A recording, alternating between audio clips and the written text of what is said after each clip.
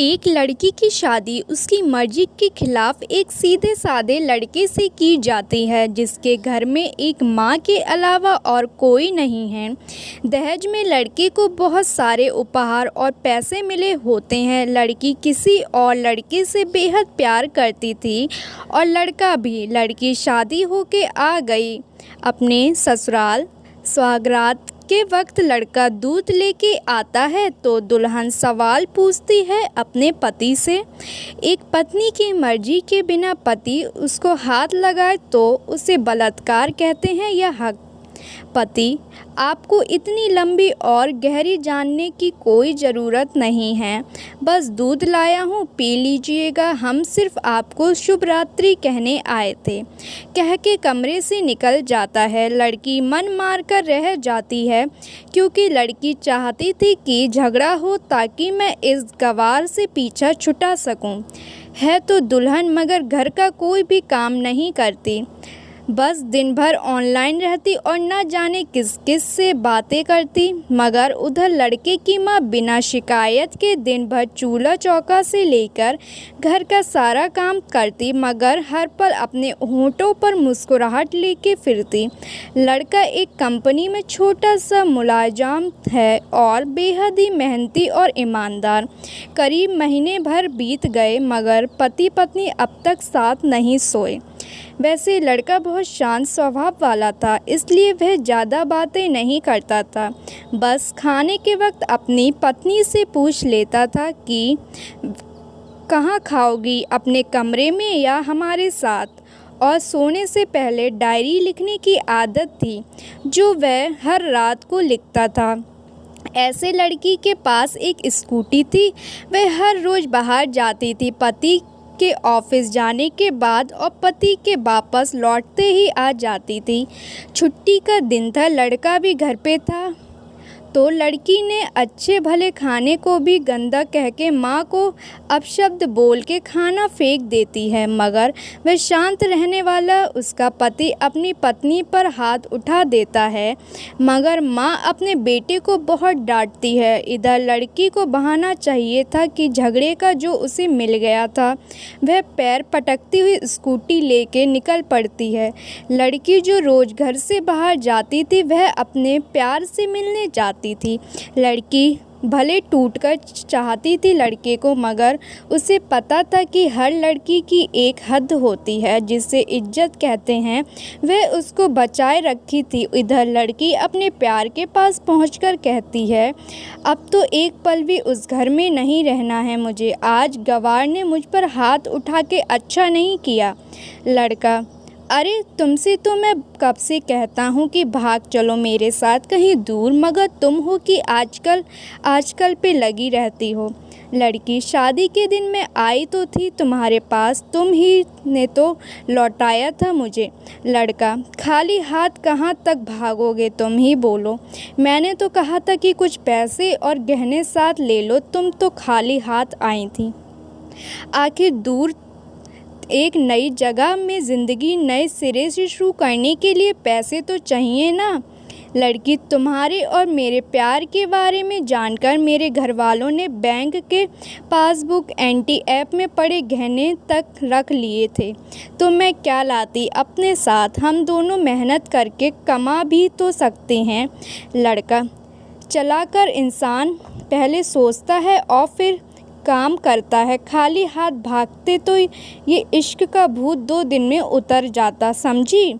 और जब भी तुम्हें छूना चाहता हूँ बहुत नखरे हैं तुम्हारे बस कहती हो शादी के बाद। लड़की, हाँ शादी के बाद ही अच्छा होता है ये सब, और सब तुम्हारा तो है। मैं आज भी एक कुंवारी लड़की हूँ, शादी करके भी आज तक उस गवार के साथ सो ना सकी क्योंकि तुम्हें ही अपना पति मान चुकी हूँ। बस तुम्हारे नाम की सिंदूर लगानी बाकी है, बस वह लगा दो, फिर सब कुछ तुम अपनी मर्जी से करना। लड़का, ठीक है मैं तैयार हूँ, मगर इस बार कुछ पैसे ज़रूर साथ लेके आना। मत सोचना हम दौलत से प्यार करते हैं, हम सिर्फ तुमसे प्यार करते हैं। बस कुछ छोटी मोटी बिजनेस के लिए पैसे चाहिए। लड़की, उस गवार के पास कहाँ होंगे पैसे, मेरे बाप से 3 लाख रुपया, ऊपर से मारुति कार ली है, बस कुछ गहने हैं वह लेके आऊँगी आज।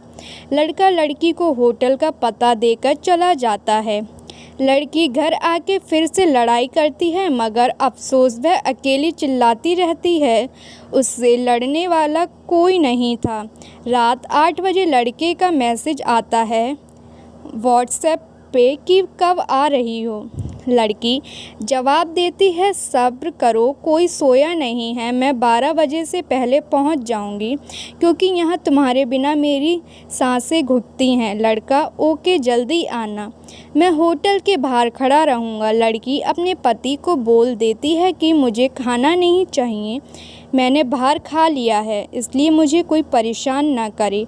इतना कह के दरवाज़ा बंद करके अंदर आती है कि पति बोलता है कि वह अलमारी से मेरी डायरी दे दो, फिर बंद करना दरवाज़ा, हम परेशान नहीं करेंगे। लड़की दरवाज़ा खोले बिना कहती है कि चाबियां दो अलमारी की। लड़का, तुम्हारे बिस्तर के पैरों तले है चाबी। मगर लड़की दरवाज़ा नहीं खोलती बल्कि ज़ोर ज़ोर से गाना सुनाने लगती है। बाहर पति कुछ देर दरवाज़ा पीटता है, फिर हार कर लौट जाता है। लड़की ने बड़े ज़ोर से गाना बजा रखा था, फिर वह अलमारी खोल के देखती है जो उसने पहली बार खोला था, क्योंकि वह अपना सामान अलग अलमारी में रखती थी। अलमारी खोलते ही हैरान रह जाती है। अलमारी में उसके अपने पास कुछ एटीएम कार्ड थे जो उसके घर वालों ने छीन के रखे थे। खोल के चेक किया तो उसमें वह पैसे भी ऐड थे जो दहेज में लड़के को मिले थे, और बहुत सारे गहने भी जो एक पेपर के साथ थे और उसकी मिल्कियत लड़की के नाम की। लड़की बेहद हैरान और परेशान थी। फिर उसकी नज़र डायरी में पड़ती है और वह जल्दी से वह डायरी निकाल के पढ़ने लगती है। लिखा था, तुम्हारे पापा ने एक दिन मेरी माँ की जान बचाई थी। अपना खून देकर मैं अपनी माँ से बेहद प्यार करता हूँ, इसलिए मैंने झुककर आपके पापा को प्रणाम करके कहा कि आपका ये अनमोल एहसान कभी नहीं भूलूंगा। कुछ दिन बाद आपके पापा हमारे घर आए तुम्हारे रिश्ते की बात लेकर, मगर उन्होंने आपकी हर बात बताई कि मैं आप एक लड़के से बेहद प्यार करती हो। आपके पापा आपकी खुशी चाहते थे, इसलिए वह पहले लड़के को जानना चाहते थे। आखिर आप अपने पापा की प्रिंसेस जो थीं, और हर बाप अपनी प्रिंसेस के लिए एक अच्छा ईमानदार प्रिंस चाहता है। आपके पापा ने खोज करके पता लगाया कि वह लड़का बहुत ही लड़कियों को धोखा दे चुका है और पहली शादी भी हो चुकी है, पर आपको बता ना सके क्योंकि उन्हें पता था कि ये जो इश्क का नशा है वह हमेशा अपनों को गैर और गैर को अपना समझता है। एक बाप के मुंह से एक बेटी की कहानी सुनकर मैं अचंभित हो गया। हर बाप यहाँ तक शायद ही सोचे। मुझे यकीन हो गया था कि एक अच्छा पति होने का सम्मान मिले ना मिले, मगर एक दामाद होने की इज्जत मैं हमेशा पा सकता हूँ। मुझे दहेज में मिले सारे पैसे मैंने तुम्हारे अकाउंट में कर दिए हैं, और तुम्हारे घर से मिली गाड़ी आज भी तुम्हारे घर पे है, जो मैंने इसलिए भेजी ताकि जब तुम्हें मुझसे प्यार हो जाए तो साथ चलेंगे कहीं दूर घूमने। दहेज इस नाम से नफ़रत है मुझे, क्योंकि मैंने दहेज में अपनी बहन और बाप को खोया है। मेरे बाप के अंतिम शब्द भी यही थे कि किसी बेटी के बाप से कभी 1 रुपये ना लेना। मर्द हो तो कमा के खिलाना, तुम आज़ाद हो, कहीं भी जा सकती हो। डायरी के बीच पन्नों पर तलाक की पेपर हैं, जहां मैंने पहले ही साइन कर दिया है। जब तुम्हें लगे कि अब इस गवार के साथ नहीं रहना है तो साइन करके कहीं भी अपनी सारी चीज़ें लेके जा सकती हो। लड़की हैरान थी, परेशान थी, ना चाहते हुए भी गवार के शब्दों ने दिल को छुआ था। ना चाहते हुए भी गवार के अनदेख प्यार को महसूस करके पलकें नम हुई थीं। आगे लिखा था, मैंने तुम्हें इसलिए मारा क्योंकि आपने माँ को गाली दी, और जो बेटा खुद के आगे माँ की बेइज्जती होते सहन न कर जाए, फिर वह बेटा कैसा। कल आपके भी बच्चे होंगे, चाहे किसी के साथ भी हों, तब महसूस होगी माँ की महानता और प्यार। आपको दुल्हन बना के हम सफ़र बनाने लाया हूँ, ज़बरदस्ती करने नहीं। जब प्यार हो जाए तो भरपूर वसूल कर लूँगा आपसे। आपके हर गुस्ताखी का बदला हम शिद्दत से लेंगे, हम आपसे। अगर आप मेरी हुई तो बेपनाह मोहब्बत करके, किसी और की हुई तो आपके हक़ में दुआएं मांग के। लड़की का फ़ोन बज रहा था जो वाइब्रेशन मोड पे था। लड़की अब दुल्हन बन चुकी थी। पलकों से आंसू गिर रहे थे। सिकसियाँ हुई, जाने कब सो गई पता नहीं चला। सुबह देर से जागी, तब तक गवार ऑफिस जा चुका था। पहले नहा धोकर साड़ी पहनी, लंबी सी सिंदूर डाली अपनी मांग में, फिर मंगलसूत्र, जबकि पहले एक टिक्की जैसी साइड पे सिंदूर लगाती थी ताकि कोई लड़का ध्यान ना दे, मगर 8-10 किलोमीटर से भी दिखाई दे ऐसी लंबी और गाढ़ी सिंदूर लगाई थी।